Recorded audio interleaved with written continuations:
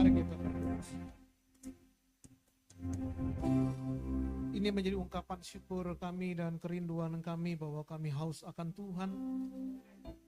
Karena sekalipun dunia bisa memberikan kami air minum, tetapi kami percaya air yang daripada Tuhan tidak akan membuat kami haus lagi, tetapi air yang akan memberikan kepada kami hidup yang kekal.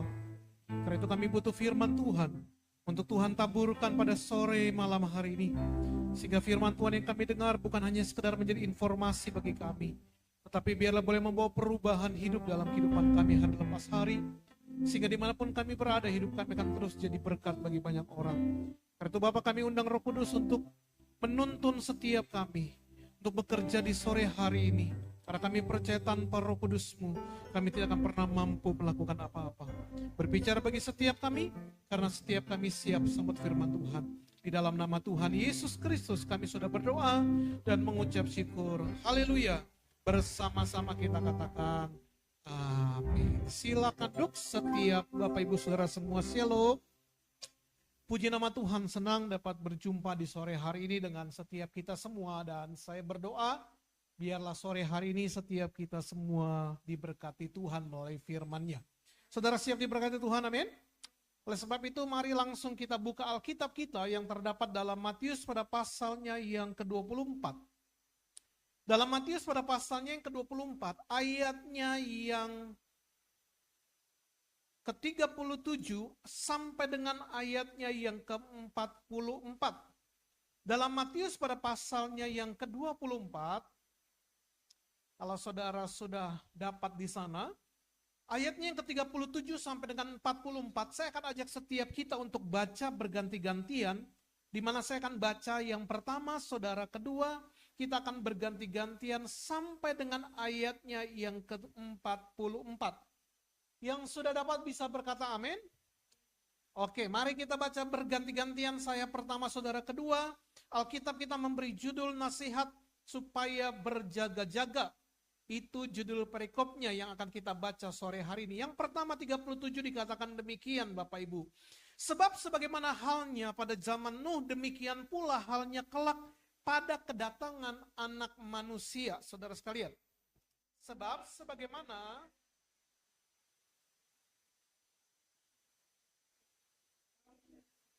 sampai kepada hari Nuh masuk ke dalam bahtera, dan mereka tidak tahu akan sesuatu sebelum air bah itu datang dan melenyapkan mereka semua.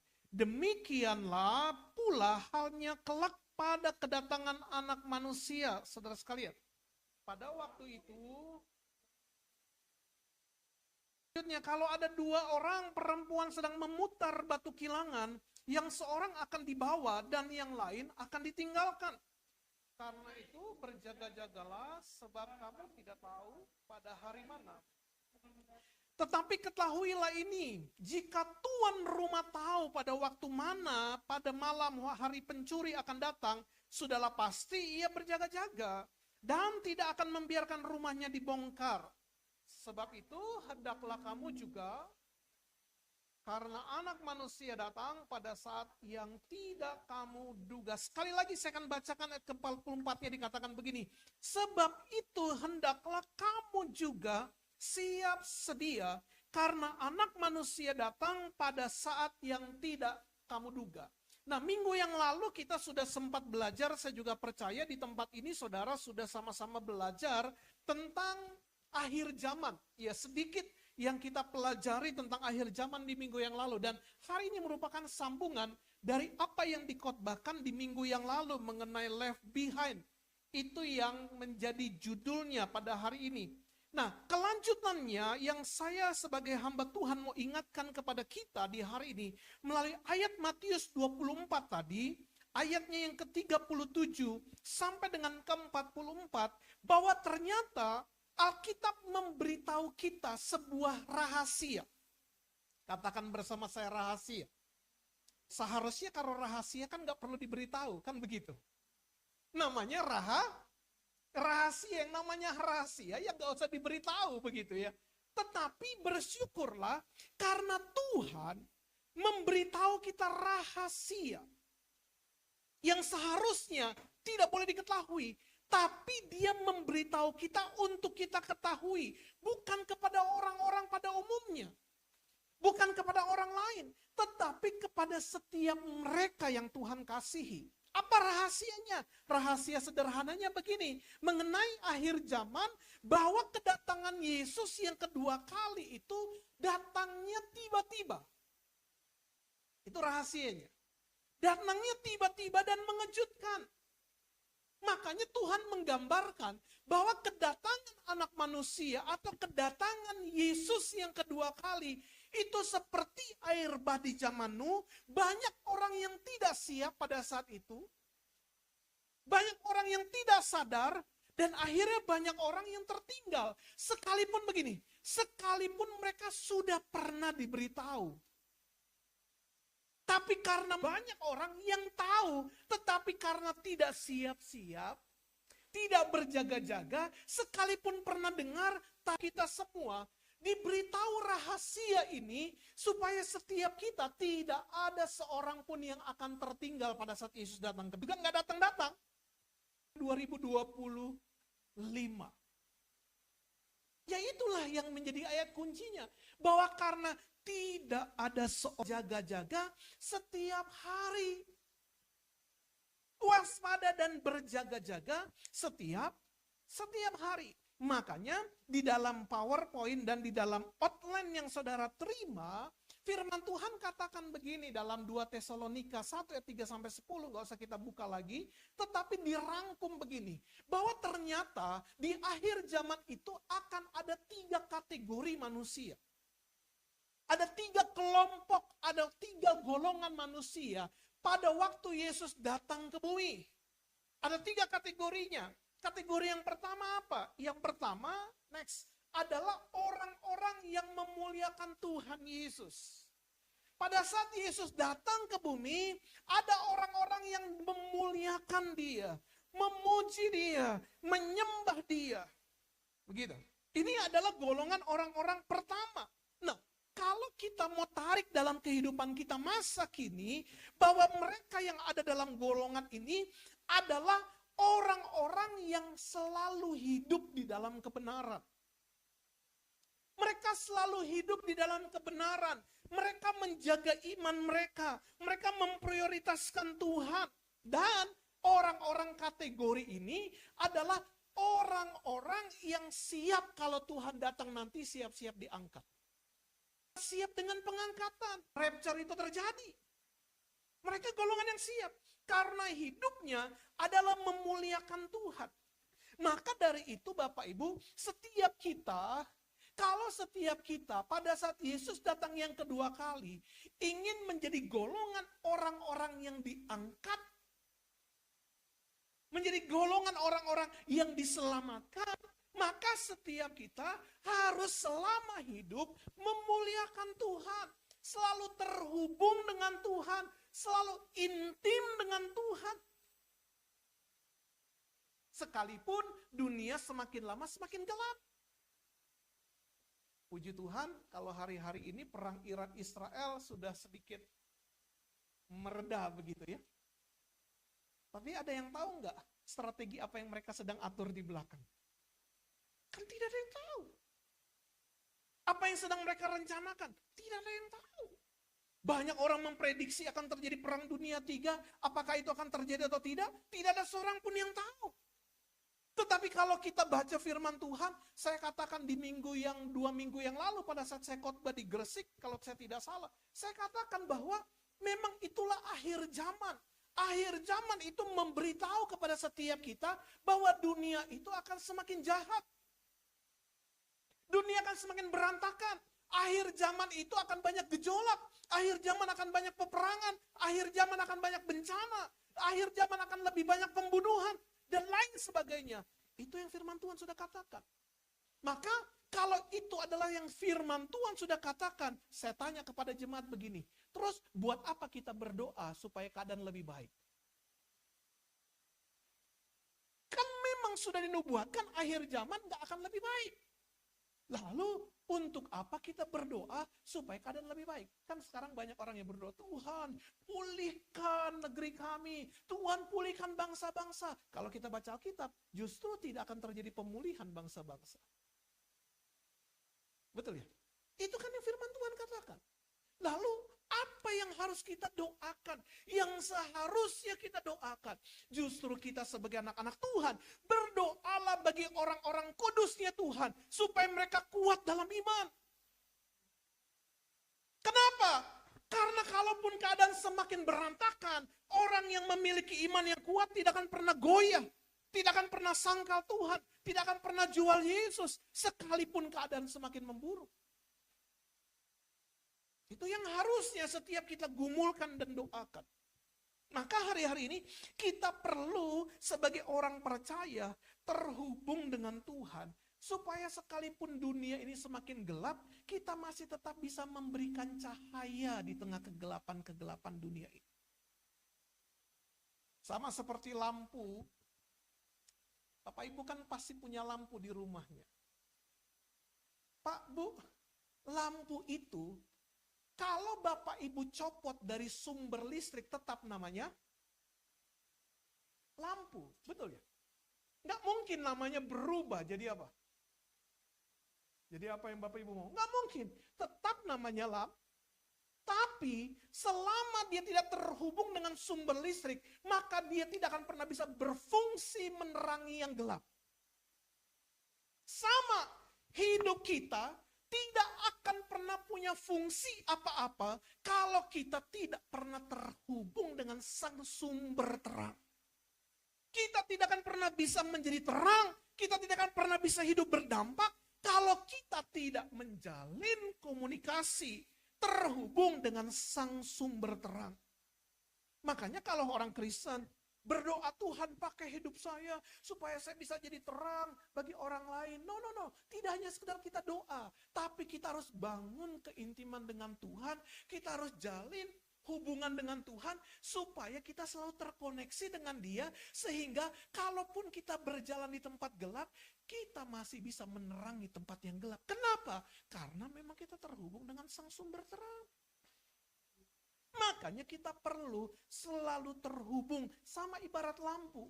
Saudara, kalau lampu itu terhubung dengan sumber terang, dia akan bermanfaat di tengah kegelapan. Tapi kalau dia tidak terhubung, dia ditaruh di atas meja, saudara berdoa supaya dia menyala, nggak akan menyala sampai Tuhan datang. Dia perlu dikoneksikan sama sebenarnya dengan hidup ini. Kita perlu dikoneksikan dengan sang sumber yang adalah Yesus. Maka kita harus selalu hidup memuliakan Tuhan. Maka next slide, orang-orang kudus yang hidupnya selalu memuliakan Yesus adalah orang-orang yang akan mengalami pengangkatan rapture suatu saat nanti. Makanya jadilah orang-orang Kristen yang hidupnya selalu berkenan dengan Tuhan. Sekalipun keadaan dunia semakin jahat, sekalipun keadaan dunia, karena kesetiaan kita, ketaatan kita berharga di mata Tuhan. Amin. Makanya Leonard Ravenhill berkata begini, waktu Tuhan datang kembali, dia tidak datang mencari kesibukan kita, tapi dia mencari ketaatan kita. Waktu Tuhan datang kembali, dia tidak mencari kita sibuk melakukan apa. Tapi yang Tuhan cari, seberapa kita taat, seberapa kita setia sama Tuhan.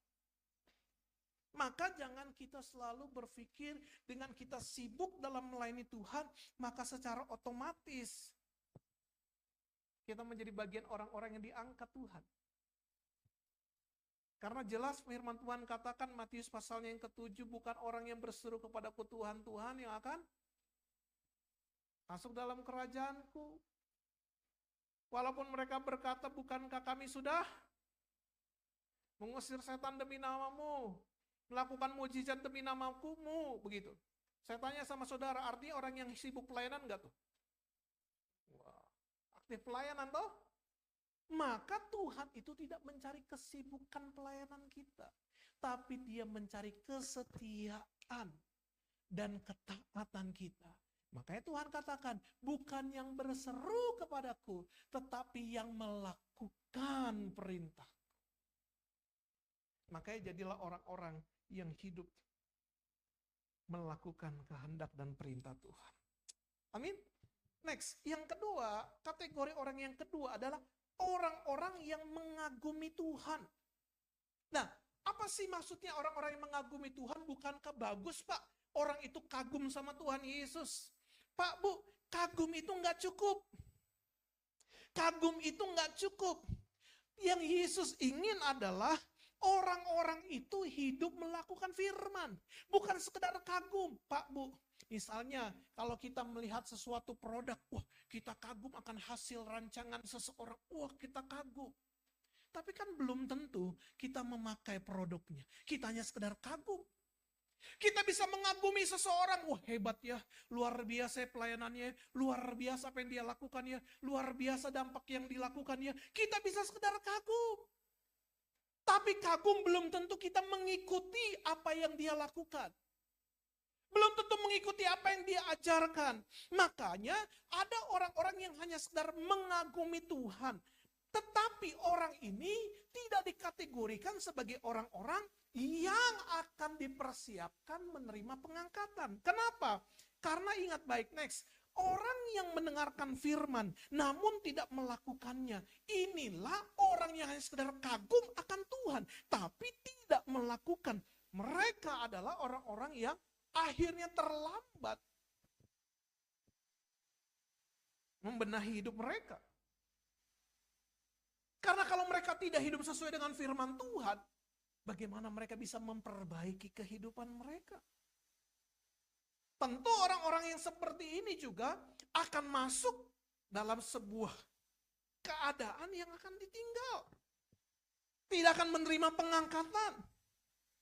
Mereka akan tertinggal.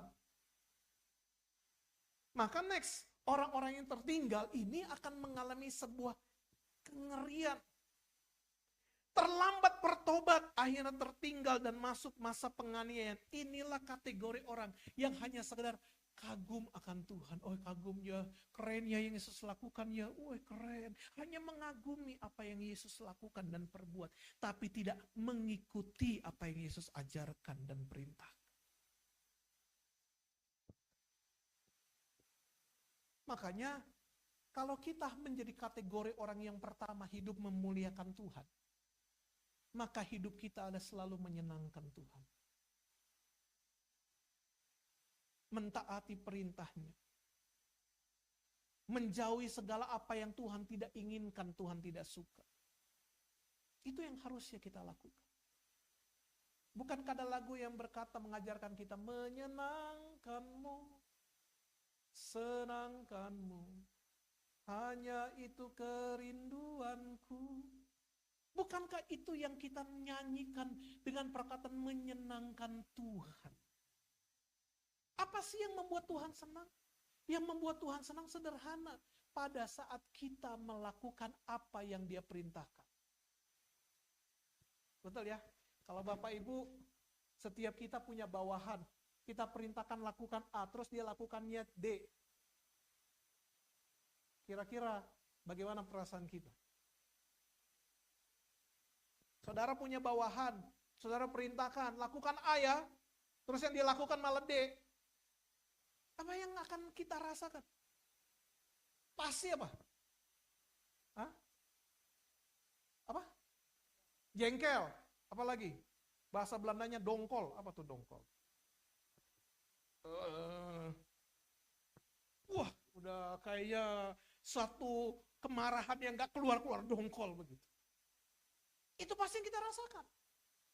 Tapi kalau pada saat kita perintahkan dia, ayo lakukan A, dia mengerjakan A bahkan lebih dari apa yang kita harapkan dia kerjakan. Sekarang pertanyaan, bagaimana perasaan kita? Kita pasti senang dan bangga. Kalau dia adalah bawahan kita, pasti kita bisa berikan bonus sama dia. Sama sebenarnya antara Tuhan dan kita. Tuhan menginginkan kita taat akan perintahnya. Dan pada saat kita tidak melakukan perintahnya, apa sih perasaan Tuhan? Sederhana. Lalu kalau kita melakukan sesuai dengan apa yang Tuhan perintahkan, bagaimana perasaan Tuhan? Sederhana itu kita menilai. Dan kalau Tuhan merasa senang, pertanyaannya, masa sih Tuhan tidak tambahkan berkat dalam hidup kita? Kenapa? Karena Tuhan senang dengan apa yang kita lakukan. Makanya hiduplah dalam kebenaran. Sebagai seorang hamba Tuhan berkata begini, jangan kita berharap dapat hidup kekal jika kita masih mencintai dosa. Gak mungkin kita mengharapkan hidup yang kekal tapi kita masih cinta akan dosa. Makanya apa yang perlu kita lakukan?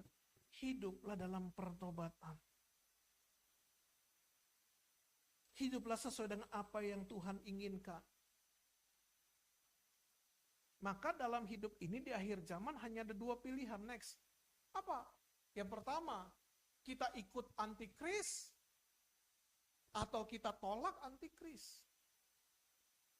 Kita ikut Tuhan atau kita tolak Tuhan. Hanya ada dua pilihan. Nggak ada yang namanya abu. Abu, sekalipun saya suka warna abu-abu. Makanya jas saya abu-abu begitu. Tapi nggak ada di dalam Tuhan itu pilihan abu-abu, hitam dan putih, dingin dan panas. Tidak ada yang namanya suam-suam. Tidak ada yang namanya berdiri di tengah-tengah. Kalau kita ada orang bertikai, bolehlah berdiri di tengah-tengah. Jangan memihak. Tapi di dalam kekudusan hidup hanya ada dua pilihan. Panas atau dingin. Dan tidak bisa berdiri di tengah-tengah. Amin. Nah, yang ketiga kategori orang adalah orang yang tidak percaya kepada Tuhan. Nah, ini jelas. Kalau yang kedua tadi, dia masih kagum akan Tuhan, dengar apa yang Tuhan sampaikan, tapi tidak dilakukan. Masih cinta sama dosa, masih disayang-sayang dosanya. Tetapi yang ketiga adalah orang-orang yang jelas-jelas tidak percaya kepada Tuhan. Nah, orang-orang yang seperti ini jelas, mereka pasti akan mengalami yang namanya kebinasaan. Udah pasti. Mereka akan mengalami kebinasaan. Maka hari-hari ini, kalau setiap kita sebagai orang-orang yang ingin kalau Tuhan datang yang secara tiba-tiba. Secara tidak diduga-duga. Kalau saudara ingin menjadi bagian orang yang diangkat Tuhan, berjumpa dengan Tuhan di angkasa, bertemu Tuhan. Sampai ada lagunya. Ada pertemuan di udara, pertemuan yang manis. Wah, ini udah jadi liturgi lagi. Ya kan? Saya rindu bertemu di sana, jauh. Apa tuh? Di udara. Nyanyian yang terdengar dan yang tak pernah didengar adalah kegirangan. Terus apa lagi tuh lagunya? Saya lupa itu. Itu lagu tahun berapa? Masa-masa saya masih sekolah minggu kayaknya itu lagu sudah saya dengar begitu. Artinya apa? Kita rindu ada pertemuan di udara. Kalaupun itu terjadi di zaman kita, di masa kita masih hidup, biarlah kita menjadi kategori orang-orang yang mengalami perjumpaan di udara. Amin. Nah, tetapi ada orang-orang yang memang sudah pasti ditinggalkan. Next. Siapa mereka yang akan sudah pasti ditinggalkan? Yang pertama adalah orang-orang yang hidup dalam daging dan tidak mau hidup dalam. Ini sudah pasti ditinggalkan. Gak akan ikut dalam pengangkatan. Dalam hidup dipimpinnya hanya oleh daging. Apa sih hidup dalam daging? Saudara pasti pernah mengalami. Saudara antara ingin, saudara mengampuni, saudara sedang memberi dan memperkuat roh saudara. Itu semua pilihan. Tapi belajarlah dalam hidup supaya kita tidak hidup dalam daging, tetapi hidup kita mau dipimpin oleh roh. Karena kalau kita hanya hidup dalam daging dan tidak mau dihidup dalam roh, maka kita adalah orang-orang yang pasti akan tertinggal. Maka ini yang harus saudara ketahui. Next, hidup dalam roh adalah syarat untuk tinggal dalam kerajaan Allah. Dan ini, Tuhan kasih jaminan akan mendapatkan perlindungan.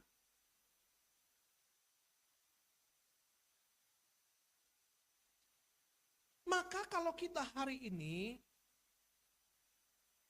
ingin dalam hidup ini mengalami pengangkatan, diangkat oleh Tuhan, kemana kita pergi dalam perlindungan Tuhan, hendaklah hidup kita hidup dalam roh, dipimpin oleh roh. Next, karena orang yang hidup dalam daging tidak akan mengalami pengangkatan dan ikut dalam perjamuan kawin anak domba, melainkan apa?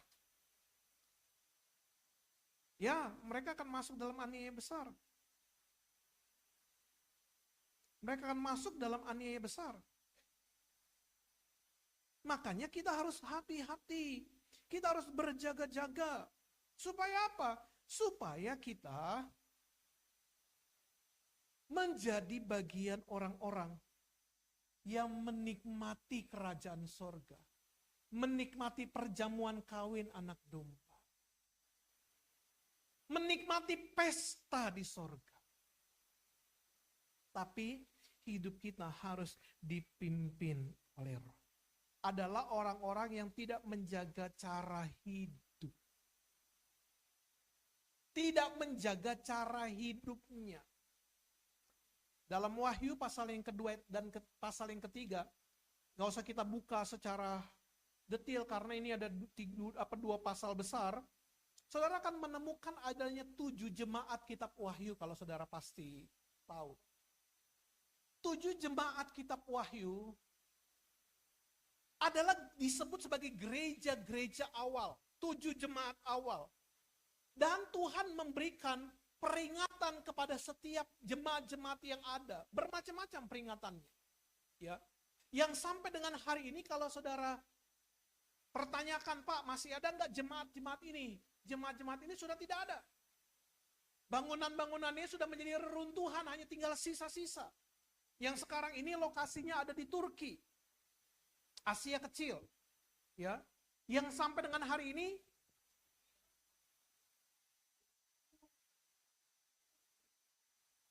yang padahal dahulu adalah pusat gereja. Jadi kepada mereka ada beberapa contoh. Yang pertama, jemaat Efesus.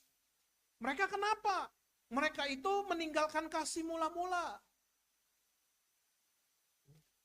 Gereja, tapi meninggalkan kasih mula-mula. Yesus kritik, Tuhan kritik. Saudara buka, Efesus 1 ayat 15. Saya lompat, supaya saudara memahami latar belakangnya seperti apa. Efesus 1 ayat 15, coba saudara buka di sana. Dikatakan begini. Saya teringat ayat ini. Nah, ini perhatikan. Efesus ini adalah surat Paulus kepada jemaat Efesus. Apa isi surat Paulus kepada jemaat Efesus? Salah satunya ini. Karena itu, ini kata Paulus, setelah aku mendengar tentang imanmu dalam Tuhan Yesus dan tentang kasihmu terhadap semua, kata Paulus, setelah aku mendengar tentang imanmu dalam Tuhan, tentang kasihmu terhadap orang kudus. Kenapa Paulus dengar? Karena jemaat ini adalah jemaat yang pertama yang Paulus dirikan. Di mana itu? Nanti saudara buka, baca riwayatnya, Kisah Rasul pasal 19. Ini adalah jemaat hasil penginjilan dari Paulus. Oke? Pada saat ini, Paulus menulis ayat ini, yaitu pada saat Paulus berada di dalam penjara untuk menerima eksekusi mati. Dia tidak lagi kunjungi jemaat ini. Tapi, dia hanya dengar apa yang terjadi dalam jemaat ini. Bahwa tentang iman dan tentang kasih kepada semua orang. Yang ke-16, apa yang Paulus dengar? Paulus dengar begini, aku pun tidak berhenti apa? Mengucap syukur karena kamu dan Aku selalu mengingat kamu dalam, saya tanya sama saudara, kalau sampai Paulus mengucap syukur berarti kira-kira jemaat ini luar biasa baik atau enggak? Dalam iman, dalam kasih hebat enggak? Hebat. Makanya sampai Paulus bersyukur, enggak ada komplain. Jadi jemaat ini adalah jemaat yang Paulus injili, Paulus buka gereja, Paulus tinggal karena akhirnya diteruskan pelayanannya, dan Paulus mendengar kabar tentang iman dan kasihnya. Paulus mengucap syukur karena jemaat ini luar biasa. Tapi, kalau kita mau hitung dari Paulus menulis surat ini sampai ke kitab Wahyu, di mana Tuhan memberikan pesan melalui Yohanes, tuliskanlah kepada jemaat-jemaat termasuk jemaat Efesus, yaitu sekitar 40-50 tahun kemudian, ini yang terjadi. Bahwa jemaat ini meninggalkan kasih. Padahal puluhan tahun yang lalu dikatakan apa? Setelah aku mendengar tentang imanmu dan apa? Kasih kan? Luar biasa dalam kasih, tapi dalam perjalanannya kasihnya kehilangan. Kasihnya mulai luntur. Maka Tuhan ingatkan melalui Yohanes, jangan sampai kamu kehilangan kasihmu. Bertobatlah dalam Efesus, dalam Wahyu 2 ayat yang keempat. Bertobatlah katanya. Coba Wahyu 2 ayat 4. Ini untuk kita buktikan. Namun demikian aku mencela engkau karena apa? Meninggalkan apa? Nih, kasihmu yang tadi, yang didengar dalam Efesus pasalnya yang pertama tadi. Yang luar biasa, tapi mereka meninggalkan kasihnya. Makanya ayat yang kelima, Tuhan katakan gini, sebab itu ingatlah betapa dalamnya engkau telah jatuh. Terus dikatakan apa? Bertobatlah. Pak, Bu, gereja boleh berjalan, tapi kalau gereja tidak hidup dalam kasih, firman Tuhan bilang bertobat. Bertobat bukan berarti kita sekedar tidak melakukan kejahatan, tapi bertobat karena kita juga kehilangan kasih. Tuhan bilang bertobat. Berarti ada sebuah pelanggaran besar antara membunuh dan kehilangan kasih. Sama-sama disuruh. Ini yang Tuhan katakan. Bertobatlah dan lakukan lagi apa yang semula engkau lakukan. Jika tidak demikian, aku akan datang kepadamu dan aku akan mengambil kaki dianmu dari tempatnya jika engkau tidak bertobat. Ini yang terjadi. Makanya sampai sekarang Efesus tidak lagi kita bisa temukan di mana gerejanya, sekalipun sudah ada, masih ada puing-puing peninggalan tempat berdirinya jemaat itu yang ada di Turki. Tapi di mana jemaatnya sekarang? Tidak ada. Makanya saya selalu ingatkan kepada gereja. Ingat, sehebat apapun pelayanan kita, sebagus apapun dan semegah apapun gedung yang bisa kita bangun, kalau kita sampai kehilangan kasih, gedung itu akan menjadi puing-puing dan sisa-sisa reruntuhan saja.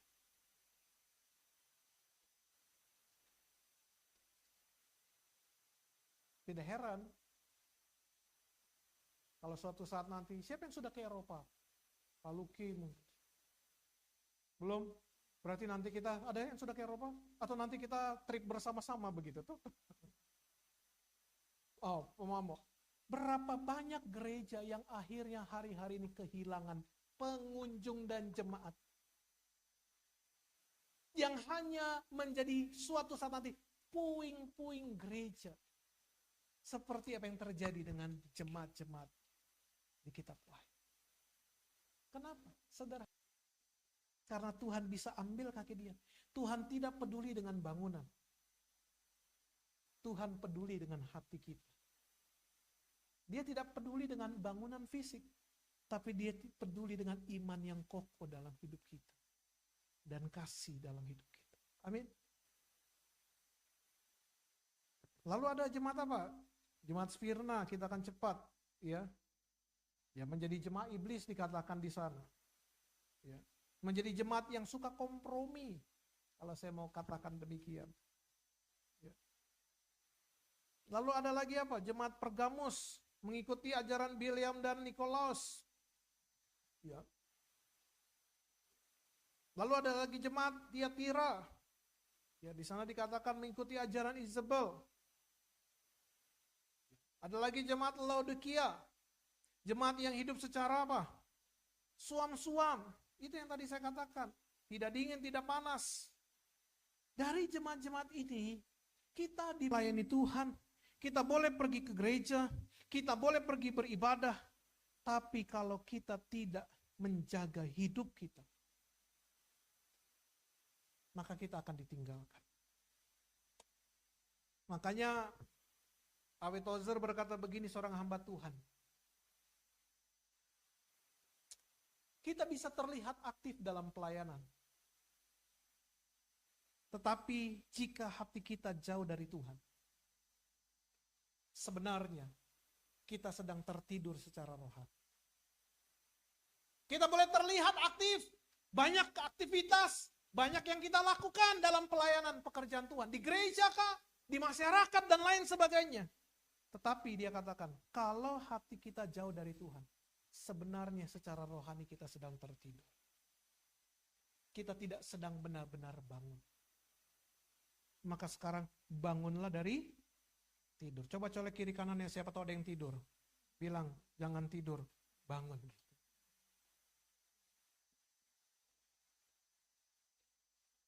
Amin. Yang ketiga, siapa yang orang-orang yang ditinggalkan? Yang ketiga adalah orang-orang yang tidak menjaga mulut. Orang yang tidak menjaga perkataannya. Ya, next. Nanti saudara baca.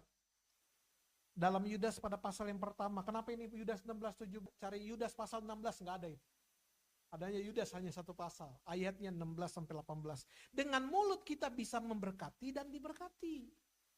Dengan mulut kita juga bisa mengutuk dan terkena kutuk. Maka jagalah perkataan kita.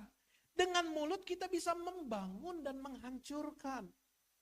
Dengan mulut orang bisa mengutuk, memfitnah, mengeluh.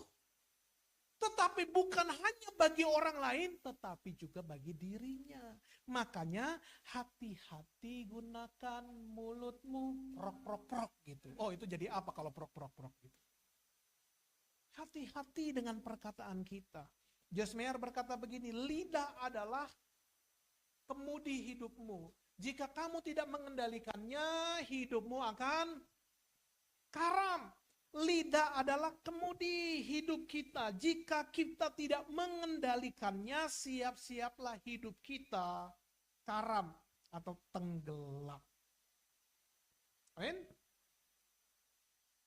Maka siapa lagi orang-orang yang tidak diangkat? Next, ada lagi orang-orang yang penakut. Artinya apa? Dia tidak beriman. Mereka adalah orang-orang yang masuk dalam kategori juga tidak akan terangkat.